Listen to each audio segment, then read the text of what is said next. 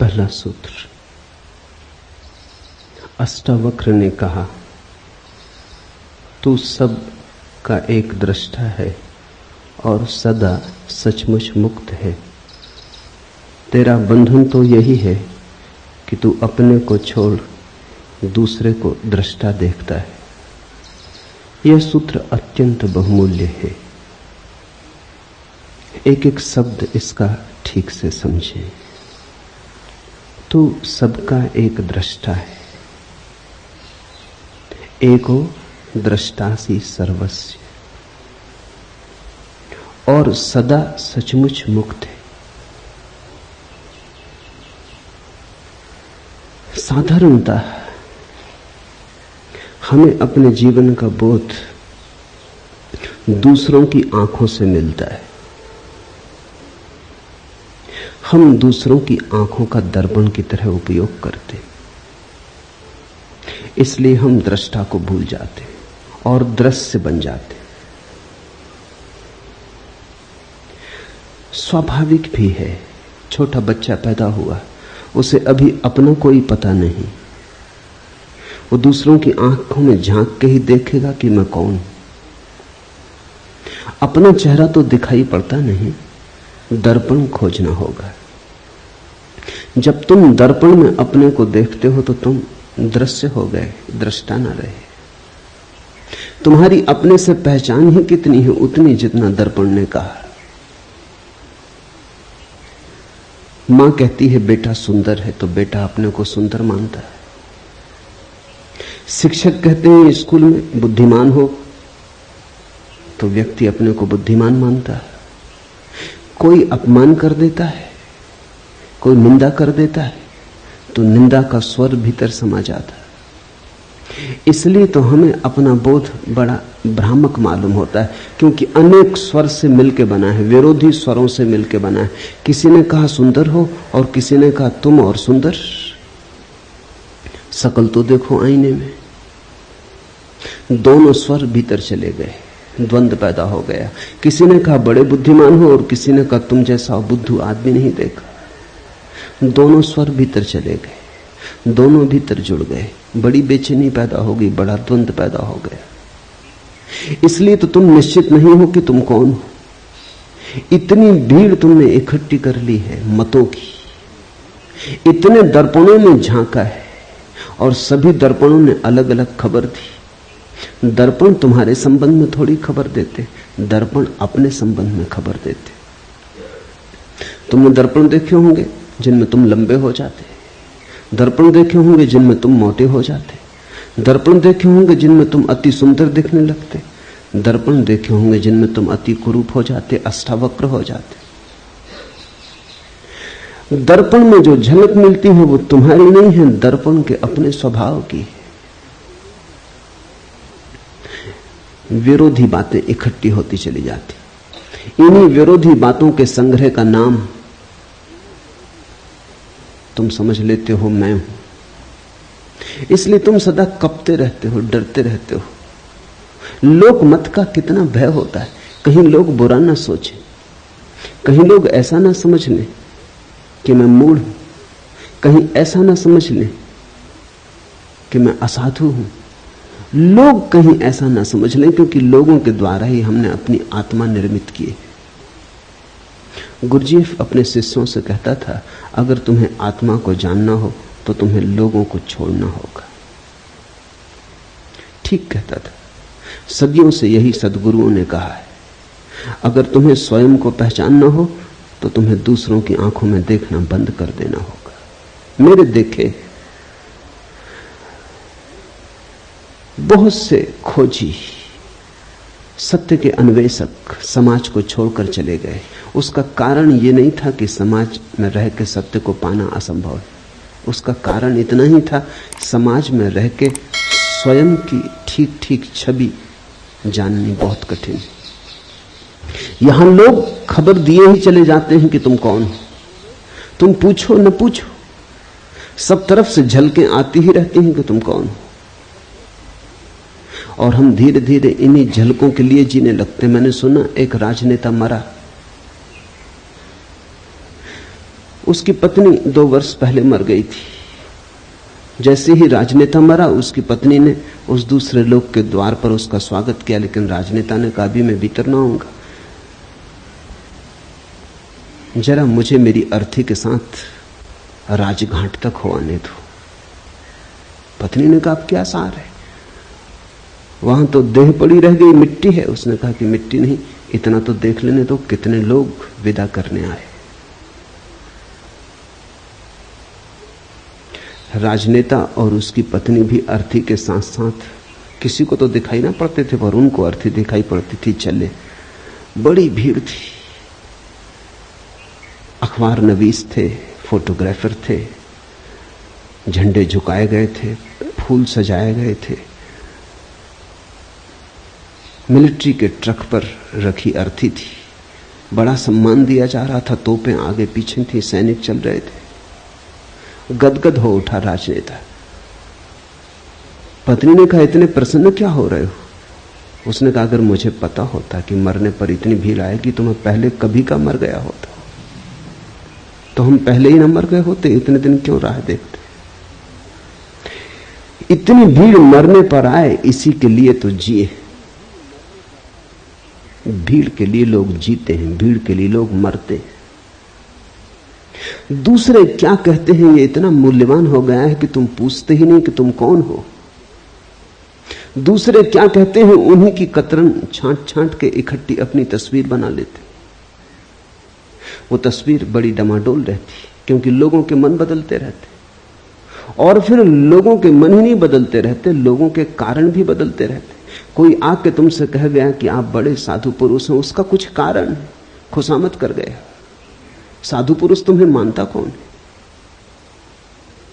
अपने को छोड़ के संसार में कोई किसी को साधु पुरुष नहीं मानता। तुम अपनी ही सोचो ना, तुम अपने को छोड़ के किसको साधु पुरुष मानते हो? कभी कभी कहना पड़ता है, जरूरतें, जिंदगी है, अड़चने, झूठे को सच्चा कहना पड़ता है, दुर्जन को सज्जन कहना पड़ता है, कुरूप को सुंदर की तरह प्रशंसा करनी पड़ती, स्तुति करनी पड़ती, खुशामद करनी पड़ती। खुशामद इसलिए तो इतनी बहुमूल्य है। खुशामद के चक्कर में लोग क्यों आ जाते? मूड से मूड आदमी से भी कहो कि तुम महाबुद्धिमान हो तो वो भी इंकार नहीं करता, क्योंकि उसको अपना तो कुछ पता नहीं। तुम जो कहते हो वही सुनता है, तुम जो कहते हो वही हो जाता है। तो उनके कारण बदल जाते। कोई कहता है सुंदर हो, कोई कहता है असुंदर हो, कोई कहता है भले हो, कोई कहता है बुरे हो। ये सब इकट्ठा होता चला जाता है, और इन विपरीत मतों के आधार पर तुम अपनी आत्मा का निर्माण कर लेते हो। तुम ऐसी बैलगाड़ी पर सवार हो जिसमें सब तरफ बैल जुते, जो सब दिशाओं में एक साथ जा रही, तुम्हारे अस्थि पंजर ढीले हुए जा रहे, तुम सिर्फ घसीटते हो, कहीं पहुंचते नहीं, पहुंच सकते नहीं। पहला सूत्र है आज का, तू सबका एक दृष्टा है और तू सदा सचमुच मुक्त है। व्यक्ति दृश्य नहीं है, दृष्टा है। दुनिया में 3 तरह के व्यक्ति हैं। वे जो दृश्य बन गए, वे सबसे ज्यादा अंधेरे में। दूसरे वे जो दर्शक बन गए, वे पहले से थोड़े ठीक है लेकिन कुछ बहुत ज्यादा अंतर नहीं। तीसरे वे जो दृष्टा बन गए। तीनों को अलग अलग समझ लेना जरूरी है। जब तुम दृश्य बन जाते हो तो तुम वस्तु हो गए, तुमने आत्मा खो दी। इसलिए राजनेता में आत्मा को पाना मुश्किल है, अभिनेता में आत्मा को पाना मुश्किल है। वो दृश्य बन गया है, वो दृश्य बनने के लिए ही जीता है। उसकी सारी कोशिश ये है कि मैं लोगों को भला कैसे लगूं, सुंदर कैसे लगूं, श्रेष्ठ कैसे लगूं। श्रेष्ठ होने की चेष्टा नहीं है, श्रेष्ठ लगने की चेष्टा है। कैसे श्रेष्ठ दिखाई पड़ूं। तो जो दृश्य बन रहा है वो पाखंडी हो जाता है। वो ऊपर से मुखौटे ओढ़ लेता है, ऊपर से सब आयोजन कर लेता है, भीतर सड़ता जाता है। फिर दूसरे वे लोग हैं जो दर्शक बन गए, उनकी बड़ी भीड़ है। स्वभावतः पहले तरह के लोगों के लिए दूसरे तरह के लोगों की जरूरत है, नहीं तो दृश्य बनेंगे लोग कैसे? कोई राजनेता बन जाता है, फिर ताली बजाने वाली भीड़ मिल जाती, तो दोनों में बड़ा मेल बैठ जाता है। नेता हो तो अनुयायी भी चाहिए, कोई नाच रहा हो तो दर्शक भी चाहिए, कोई गीत गा रहा हो तो सुनने वाले भी चाहिए।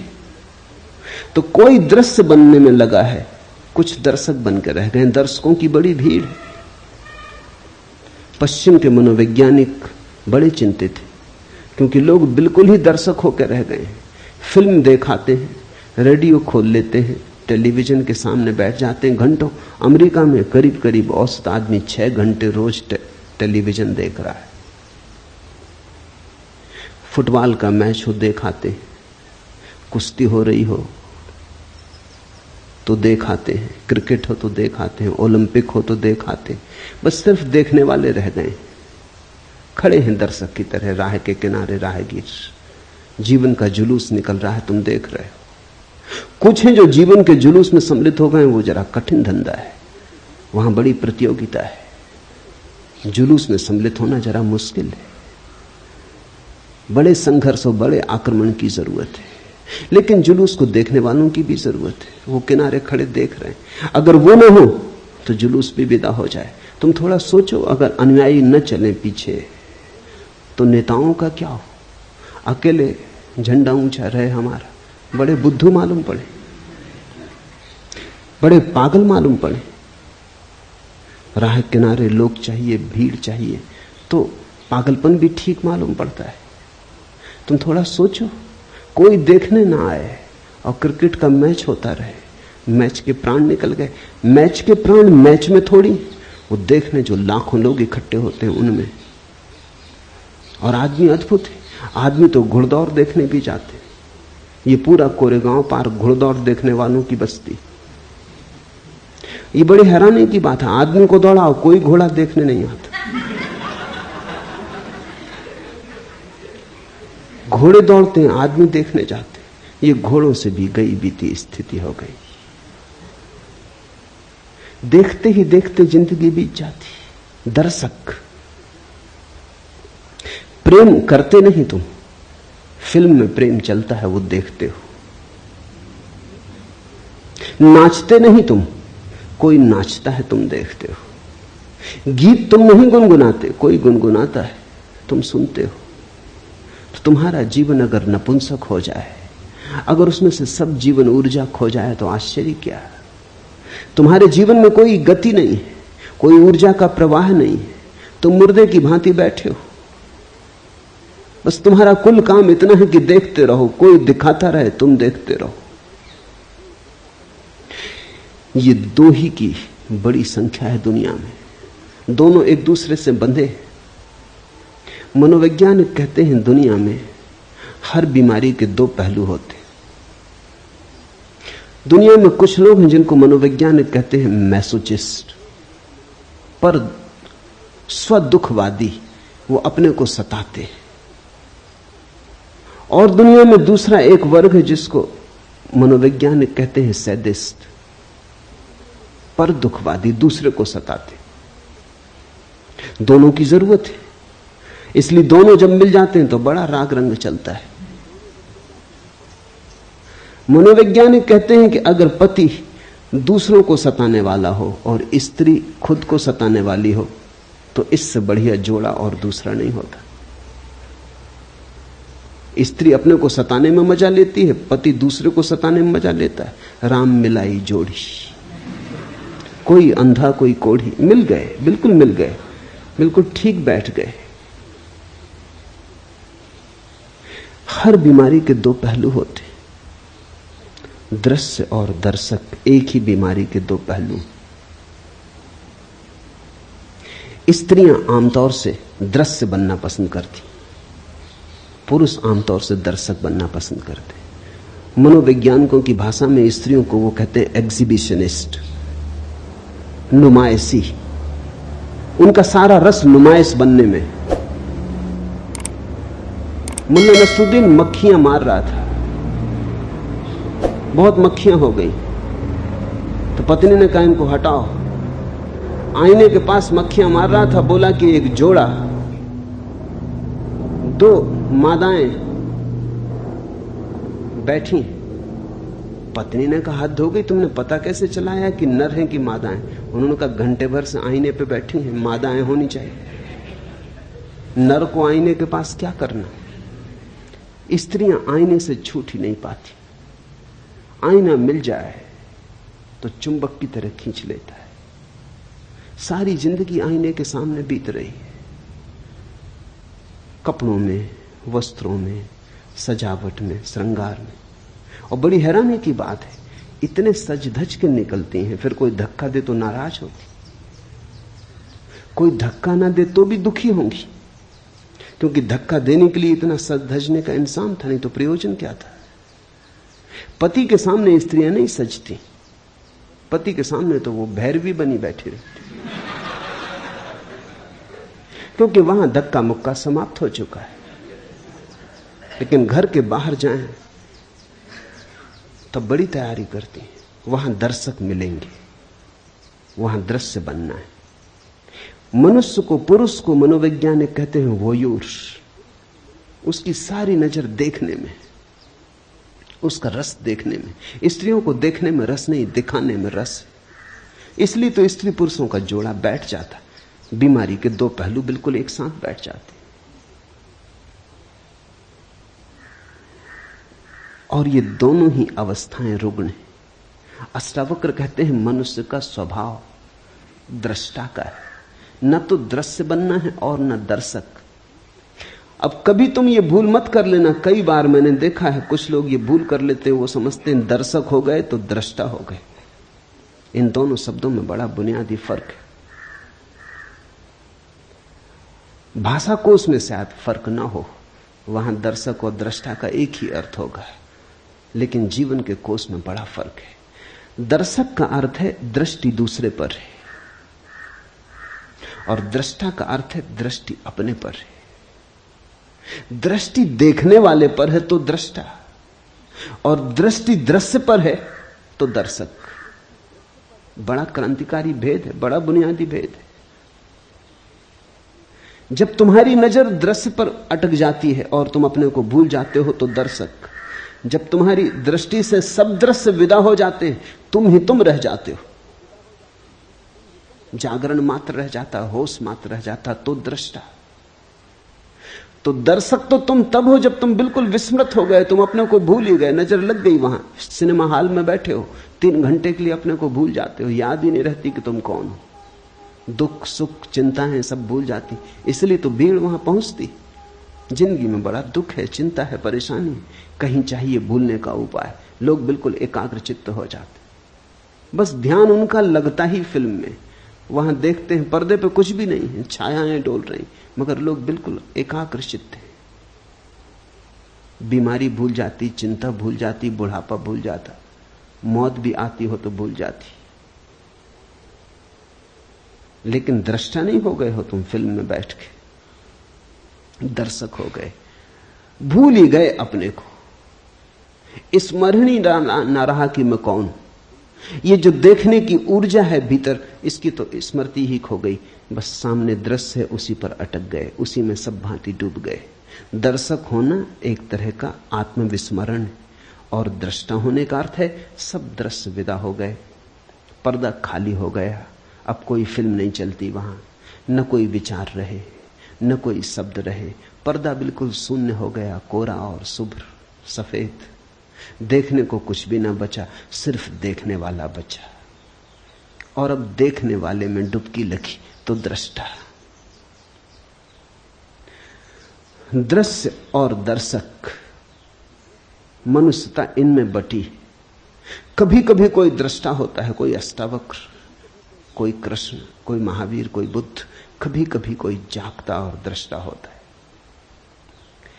तू सबका एक दृष्टा है। और इस सूत्र की खूबियां यह हैं कि जैसे ही तुम दृष्टा हुए, तुम्हें पता चलता है दृष्टा तो एक ही है संसार में, बहुत नहीं। दृश्य बहुत है, दर्शक बहुत है। अनेकता का अस्तित्व ही दृश्य और दर्शक के बीच है। वो झूठ का जाल है, दृष्टा तो एक ही है। ऐसा समझो कि चांद निकला, पूर्णिमा का चांद निकला, नदी पोखर में, तालाब सरोवर में, सागर में, सरिताओं में, सब जगह प्रतिबिंब बने। अगर तुम पृथ्वी पर घूमो और सारे प्रतिबिंबों का अंकन करो तो करोड़ों अरबों खरबों प्रतिबिंब मिलेंगे, लेकिन चांद एक है, प्रतिबिंब अनेक है। दृष्टा एक है, दृश्य अनेक है, दर्शक अनेक है। वो सिर्फ प्रतिबिंब है, वो छायाएं। तो जैसे ही कोई व्यक्ति दृश्य और दर्शक से मुक्त होता है, न तो दिखाने की इच्छा रही कि कोई देखे, न देखने